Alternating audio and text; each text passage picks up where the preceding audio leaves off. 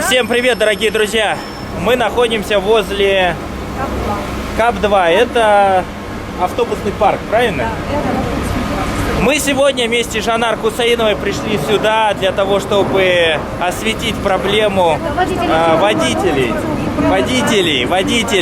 Проблему того, что водители в ТО Алматы Электротранс, в котором 100% государственное участие, квазигосударственная структура ТО Алматы Электротранс, водители жалуются на то, что не все, скажем так, нормы согласно трудовому кодексу исполняются.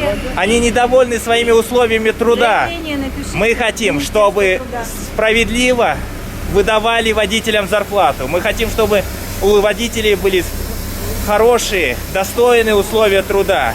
Это вот сзади меня девушка, которая зовут Жанна, является пресс-службой. Да, она постоянно ходит за мной, постоянно ходит, преследует меня. Хватит меня преследовать. Оставьте меня в покое, не преследуйте меня, не преследуйте меня. Я должна вдруг вас задать. Не преследуйте меня, Жанна, не преследуйте меня. Я не хочу с вами общаться, не преследуйте меня. Ринат, ну как же?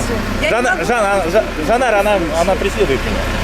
Я не знаю, Столько мы рассказывали, что как вы ее встретите, Ну, не преследуйте меня, хорошо. Все, не преследуйте меня. я вас сопровождаю. Спасибо, я не хочу, чтобы вы меня сопровождали. Я взрослый человек, да.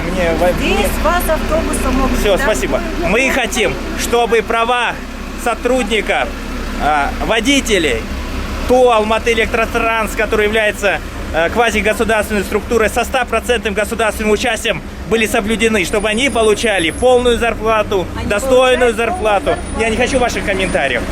Люди выходят и недовольны условиями труда, поэтому водители, не бойтесь, выходите, боритесь за свои трудовые права.